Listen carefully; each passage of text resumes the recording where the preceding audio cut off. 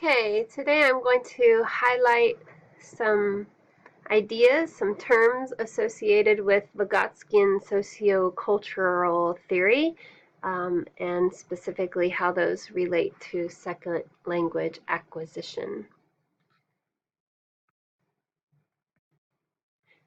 Here I have my English language learners, Dan, Sunny, and Flora. Dan tends to be at a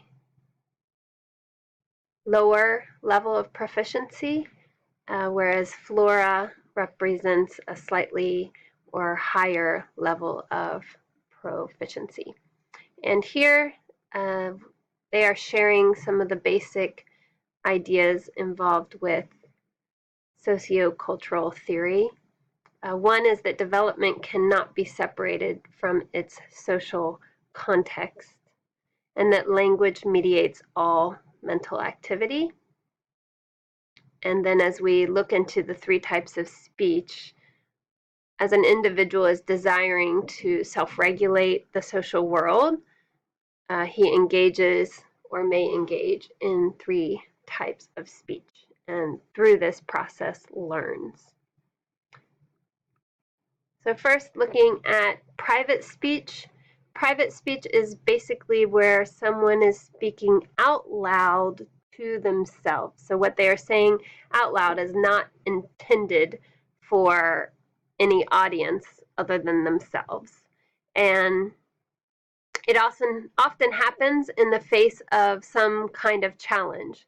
So you can understand how it would happen in the scenario of second language acquisition, because that is definitely a mental challenge. And often object regulation is associated with private speech. So in second language acquisition, for example, that would be the use of a dictionary or object manipulation to help facilitate learning. And so that's why I have Dan holding a big pencil. And it tends to be less common at high proficiency, but we need to remember that language development is not necessarily a linear process. So even though somebody might be at higher proficiency in one aspect of the second language, they may not be in another aspect, and in that specific aspect they may still be using private speech. Some examples of private speech would be reading directions out loud, rehearsing what one is doing, encouraging oneself, and perhaps even in your first language, you are rehearsing meta-linguistic declarative knowledge of your second language out loud to help you to understand it. That would be another possible example. And here we have Dan, perhaps his teacher told him to go get a pencil, so to try to remember that word, he's repeating it. Okay, pencil, yes, pencil. And then it's a big pencil, seems like a challenge, so he's telling him, big, but I can get it. This is my all-time favorite example of private speech. It's not related to second language acquisition, but in this situation, my nephew was hunting for Easter eggs, and he found an Easter egg open on the ground and the candy had fallen out. He picked it up, put the candy back in, closed the egg up, and said, "That bad bunny." And so this is just an example of how private speech allows an observer to kind of know what's going on in the mind of the person who uses the private speech. My nephew didn't necessarily care whether I knew the bunny was bad or not. He was just discussing with himself how that bunny was bad, I guess because it wasn't careful to put the egg carefully on the ground and it let the candy fall out. And interestingly enough, he didn't keep the egg. He put it back on the ground where it was. Next, we have social speech. Social speech is going to happen between at least two individuals. They can be equals in proficiency, or they can be differing levels of proficiency. So this is considered other regulating learning when this is happening. So in a classroom, it could be group work where people at close to the same proficiency are helping each other, or it could be a sort of zone of proximal development where the learners are helping each other get to the next level, or the teacher or the tutor is helping a learner get to the next level so that they can do that independently. And as they are interacting, it's important not to see it as language production, but as the acquisition of the language that is driven by them being able to share their individual knowledge with each other, and they are learning from this experience. And in the text, there was an interesting situation described where two learners were learning together and they figured out the meaning. Both of them had a different meaning of the same word, and because of the interaction they had together and understanding that, I think it was 7 weeks later, they still remembered the meaning of that word when in a post test. So the idea of social speech is really an important idea that can then play out in our classrooms as we encourage group work. An interesting question to think about, though, is what does that mean for the more antisocial individual, an individual who does not want to participate in social speech? Does it mean they can't learn a language, or does it mean that they can learn that language through these other types of speech that we are discussing, or perhaps even through social speech that's taking part through technology, which is discussed later in the chapter. Okay, and lastly, we have inner speech. Inner speech is where you are subvocally talking to yourself. So you're talking to yourself, but you're not talking to yourself out loud.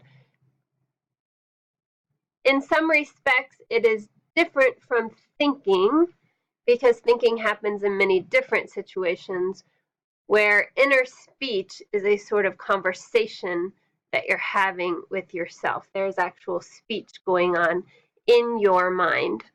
And it's a self-regulated tool. It represents that self-awareness is happening. Unfortunately, it can only be studied and observed indirectly. And an example from the text explained how it can be beneficial in regaining effective control. In the situation, the girl had not done well on an assignment. She went blank during the test or the assignment. Then later, on her way home, she rehearsed it through inner speech and was able to recall everything. And this regained her sense of confidence towards the language. So inner speech can be closely connected with our emotions and our feelings. I have one example from my own language learning of inner speech, and that is there is a TV show here in China similar to Lizzie McGuire, where the main actress's thoughts are shared with the audience. They show you what she's thinking in addition to the social speech that she's having with others. So I was watching a TV show like that here in China, and it was at a time where I was living in a new city. I didn't yet have any Chinese friends in that city, so I wasn't having much Mandarin conversation. But I noticed after watching this TV show, when I was out and about by myself, I was involved in inner speech to myself in Mandarin. And I felt like this was a very important step in my language proficiency, because even when I didn't need to be using Mandarin, I was using it.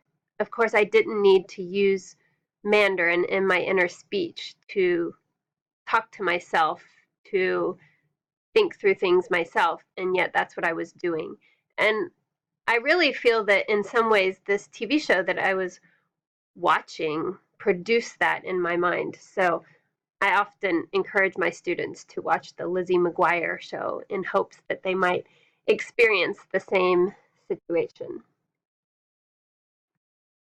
And lastly, we have languaging, and languaging is the process of meaning making of language and through language. So we are making sense of the world through language.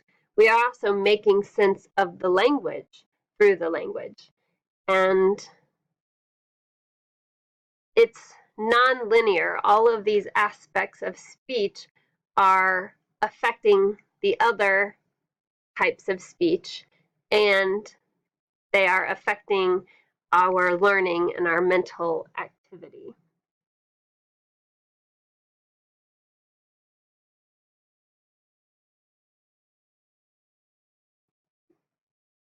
So in conclusion, as we look at these types of speeches and how they interact with each other and how they affect